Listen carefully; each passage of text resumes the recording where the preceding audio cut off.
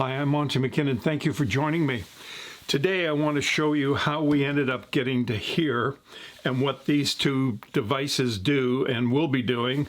And I want to talk a little bit about this too, because these have a special radius on it that's going to make playing the guitar very easy.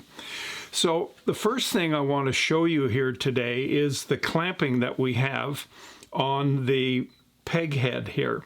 You'll notice that there is about 14 or 15 clamps. Like, hey Butch, you think you got enough clamps on there? The whole idea of this is to make sure that the curve is clamped tight and everything else is nice and flat, because this is going to be a very key part of the guitar. You don't want it to fracture. So we've got a scarf joint in here. We've got glued up on the sides wings, which we have shaped, and we've got veneer in the front, veneer on the back, a plate on the back and a plate on the front, all adding extra support to make sure that this stays solid and never breaks and lasts. So what you'll see here now is my taking the clamps off and beginning to prepare the peg head or the headstock for shaping, and we're going to get into that in just a second. But in order to do that, what I want is to have a couple of straight sides on the end, and you'll see how I put that in the vise here. And while it's in the vise, I take the small hand plane and just shave it down to the side of the headstock, and then we're ready to go. I then took this particular template and I fastened the template on here, and I drew a line around this to give me the overall shape. Now this is, what I'm about to tell you is very important, because I made a mistake on this way back when. And I don't know what guitar it was, but it was very early on, and it wasn't with this particular shape. What I did is I took it to the bandsaw, which you can see here, and I started shaping it, and I cut it too close to the line. When we're using the router table, as you will see in just a moment, we want to be out from the line, a good 1/8 of an inch all the way around, because we want to be able to push the headstock into the blade or the guide, and then into the blade and let it run around and give us the proper shape. If we don't do that and we cut it right to the line, well then what happens is you've got a round guide that we use in order to cut it on the router table, and then the spindle that's inside the blade is about a 1/16 of an inch off, and it may not even touch and give you the proper shape, and you have to do it all then by hand, and that would be a disaster. So make sure when you're cutting the peg head, you cut it a little outside the lines that you've drawn, and you'll be happy that you did that. I know, because it didn't work for me way back when. You see here how we have cut this on the bandsaw. Now what you're seeing is I come to the router table, and I take it on the table, and I turn the router on, and you have to be very careful with the router. You've got that blade or that drill bit spinning up, and it's exposed, and you got to watch your hands very carefully, because if you touch it, it will just take a finger off like that and nothing flat. So be very, very careful. You must wear goggles, and you want to wear a dust mask, and you want to be very careful. If you get it in the wrong direction, it will grab the headstock and run and push it along, and you may not be prepared for that. So you've got to be steady. You got to have the strength in your hands and know where you're going. Now, when you're routing it, you're seeing this is the headstock. I come up this way, up to here, and to the center. Then I come to this side, down this side, and here. So there is an order in order to get this thing right without it causing your hands to run. It did run on me a little bit even when I was cutting this one, and you may or may not see that, I'm not sure. But look at the mess that this thing makes. But when it's finally done, you have something that's pretty nice, and it's a good looking shape. here you can see the actual shape of what it looks like as it came off the router table. And then in order to kind of give you more of a glimpse of this, I just simply placed the fingerboard on it and put the nut where it would go, just to get a glimpse of what it would look like. So that's what we've done, and that's how we got to here. Now, let me just talk a little bit about where we are right now. What I have here are 2 jigs that I use in shaping the neck. And this jig is really important. It's very easy.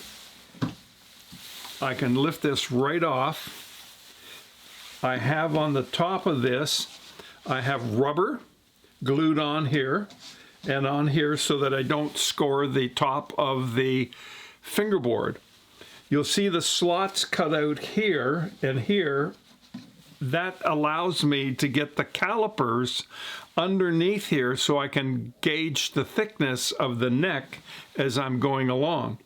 Now, in order to make sure that we get the neck exactly the way we want it, and by the way, look how nice and sturdy that is.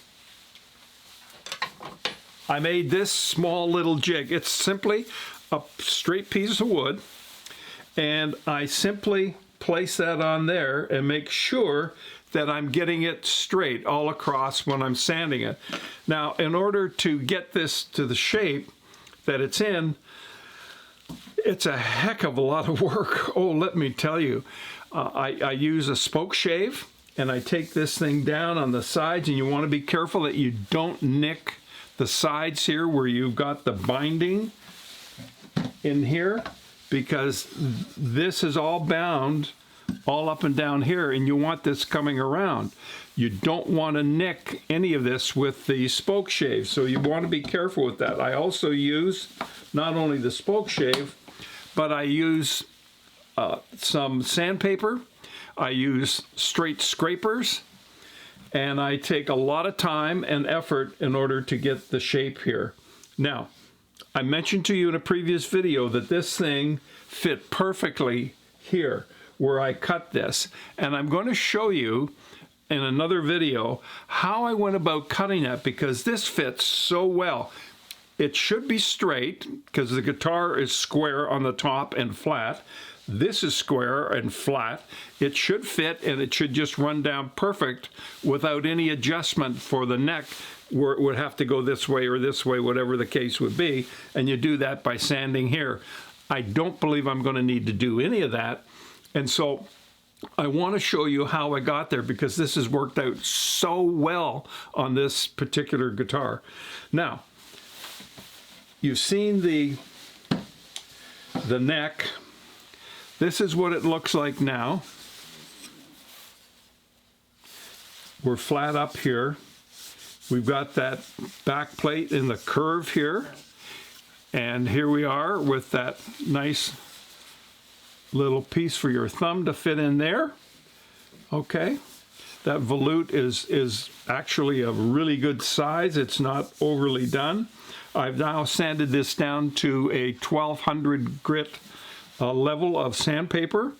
I will take it even a little further just to make sure that I've got all the scratches and everything else out of it, because I'm going to put a finish on this before I put it to the body. And then I'm going to do the body as well, and then I'm going to join them and then do some more on there, because we'll be next up, we'll be using this jig in order to facilitate putting in the frets. Now this one here, as you saw, is very handy. It also has 3 slots in the bottom, and that's to allow me to go through the anvil here and then the 2 guides here on the particular bench that I have here, but it also allows me to turn it around and go to that side just as easy as I'll get out. So it's pretty perfect. This is a 5/8 inch thick Baltic birch piece of plywood. I could put another piece of plywood on this side and this side just to stiffen it a little more. Some people have actually, I saw this at the Martin Guitar Factory, they actually have a 2x4 up here, and they just simply put it on here, and they do it the same way as this. This here will move back and forth. Well, I've got it clamped pretty tight, so I'm not going to move that. And this is all adjustable. This is adjustable. This is adjustable. And it just fits in here absolutely perfect. And you got yourself a perfect little workbench which you can use. And it may have other applications. Who knows? You know, you may be doing a leg for a table, in which case you can loosen this and flatten it down so that you can do whatever you need to do to carve it. That would be terrific. Now, let's talk about this. This is a block of wood, a large block on a 1x6 piece here, and this is where the neck will fit, and it also lifts off. I have 4 holes in here, and the reason for that is because some necks on some guitars are longer than others, and I want to move this thing back and forth. This allows me to adjust the height of the jig. This is really handy. This is simply a hunk of bar threaded that I bought at Home Depot. I brought it home and took forever to saw it down to the size. Got the nuts to fit that. And so, let's see here. I can put that on there like so. And then I can set this in here. Now this hunk of wood, I didn't have a shorter threaded screw here to go into this, but this acts as a washer, believe it or not. So all I do is I simply thread this into the inserts that I have in there, set that back down there, and I will twist this, and I'll get it nice and tight there. You can see that that's nice and tight, and boom. I clamp this to the bench, or I can stick it in the vise here, whatever I choose to do. But this holds everything in place, and I'll actually use this jig to press in the frets. But what I'm going to do next, and I'm not doing it today because this is a day off for me. I'm so tired. I rode the exercise bike for over an hour yesterday morning, and then I did another half hour today. So that's enough. But I have a 20-degree radius block, which I bought from StewMac. I put that on there like so, and I will sand this until I get a nice radius. Now this is another block, a radius block. It's a 16, and I will do that up here, and I will bring that down to about, let's see, 1, 2, 3, 4, 5, 6, 7, maybe into 8, somewhere in and around there. And then this here, and the transition will take place. And that will give me the proper curving, and it will help the guitar, believe it or not, stay in tune when you bend strings and whatnot. So the radius will be a little different as you move along. So that works extremely well. And those two jigs you need to make. Now, one other point for this jig. You'll notice under here, there's a little room. When I start pressing, I don't want to do any damage to the top of this when I press in using the drill press, putting the frets in there. So I will put a board, a little piece of block of wood underneath here. I have one over there somewhere. And I will put that so that it cannot go down. So it's supported here. The only piece then, this is supported, this is supported, that becomes the weakest point, and because this block is here, it won't fracture the board or do any damage to the fingerboard at all. So I've got to sand this yet. It's still got pencil marks on it. I've still got this absolutely flat. And then the next thing up, I will be cutting all the frets and putting them into little slots and then add them here to the fingerboard. And we're getting close. We really are. Now this has gone extremely well, and as I said, I will show you how I ended up getting this cut in a subsequent video, because I think it's really I know it's worthwhile. It's so important for you to know that. So we're gonna cover that off, and we're looking pretty good. So this is how we do it. This is where we're at. This is the look of the neck, and it feels good. And by the way, for those of you who are the purists and you want to know exactly how thick the neck is, up here at the 10th fret, this is about 920 thousandths of an inch. It may be 910. It could even be 905, somewhere in around there. This is down to about 820, 23, somewhere in there. I like to, if I can get it to 20, I will do that. If I can get this to 20, I would do that. It's easy to remember 920, 820. And the purpose of this, again, is just to note that it is straight all the way down, so that your hand, when you're playing it, isn't going in and out of this, because you've got waves running down the back of the guitar neck. So it's nice and straight. That's so simple. Like, it works, and it works extremely well, and that's the way it is. Well, that's it for me today. And I hope you've hung in there with me, because if you have, you've picked up some valuable tips here on these two particular jigs, and there'll be some more that I'll show you. And when I do the bridge, I use 5 different jigs in order to make one bridge, and we'll show you how we do that as well.